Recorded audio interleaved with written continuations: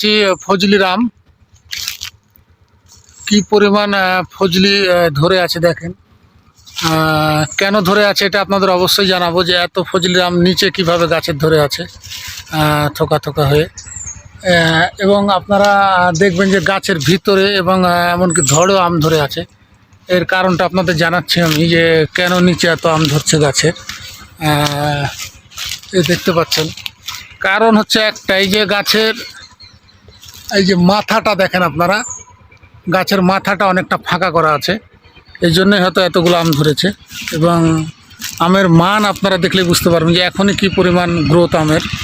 এবং এই আমগুলো খুব এক সময় এই আমগুলোর কালার অন্যরকম হবে, ডাসা ডাসা হয়ে উঠবে। এবং একটা সাইড দেখতে পাচ্ছেন যে এই সাইডটা ফাঁকা করা আছে, কারণ এই পাশে একটা গাছ আছে আমের, এই জন্য ফাঁকা করা আছে এই সাইডটা। তো আপনারা যদি এরকম ফাঁকা করে রাখেন, তাহলে দেখেন যে ফাঁকা সাইডটাতে কত আম ধরে আছে। তো এরকম প্রতিটা গাছেরই যদি আপনারা এরকম ফাঁকা করতে পারেন, তাহলে খুবই ভালো মানের আম হবে আপনার। এই জন্য প্রতি বছর আপনাকে কাটাই করতে হবে আমের গাছ।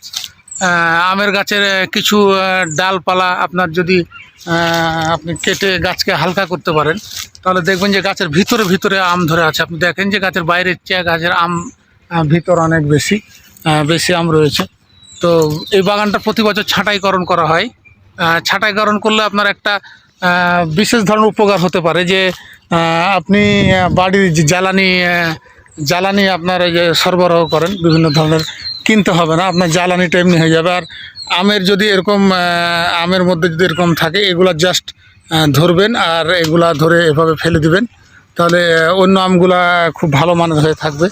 এবং এই গাছটাও আপনার দেখায়, গাছের কিন্তু আমার মাথা নাই, আপনি খেয়াল করে দেখবেন গাছের মাথা নাই, কিন্তু দেখেন যে গাছের ভিতরে ধড়ের মধ্যে মধ্যে কি পরিমাণ আম রয়েছে।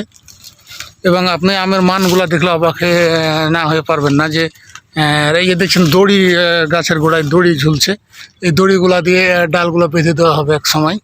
তো এরকম গাছের ভিতরে দেখেন, বাইরের চেয়ে ভিতরেই আম অনেক বেশি।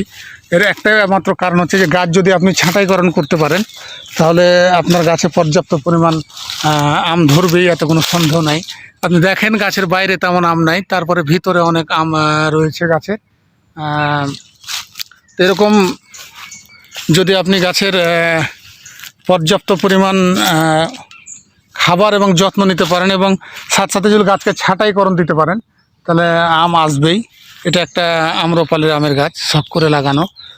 এই গাছটা দেখেন যে গাছটার গোড়া আপনাদের দেখায়, যে গাছটার গোড়া তেমন মোটা নাই, কিন্তু গাছটাতে কি পরিমাণ আম আছে আপনাদের ঘুরে ঘুরে দেখালে আপনারা বুঝতে পারবেন। এই রকম আম যেগুলা নষ্ট আম থাকবে, এগুলা ফেলে দিতে হবে। তো এই গাছেরও দেখেন, এই গাছেও ছাঁটাইকরণ করা আছে, এবং এই গাছটাতে কি পরিমাণ আম আছে আপনারা দেখলেই বুঝতে পারবেন। তো যেহেতু চাঁপাইনবাবগঞ্জ আমের রাজধানী, চাঁপাইয়ের প্রাণ, চাঁপাইয়ের আম ব্যবসায়ের প্রাণ হচ্ছে আম গাছ। তো এই একটা গাছ দেখেন যে কি পরিমাণ ছোট গাছে আম ধরে আছে। তো এরকমভাবে যদি গাছের যত্ন করা হয়, দেখেন যে গাছের চারিদিকে জঙ্গল থাকলেও আপনাদের গাছের গোড়াটা দেখায়, যে গাছের গোড়াটাতে কিন্তু তেমন আগাছা নাই, এবং গাছের গোড়াটা কি সুন্দর হয়ে আছে। গাছের গোড়ার মাটি আপনি যদি পা দিয়ে করেন তাহলে উঠে যাবে। তো এই রকম বিষয়টা, যে যদি আপনারা ভালো মানের আম পেতে চান, তাহলে অবশ্যই ভিডিওগুলো দেখবেন।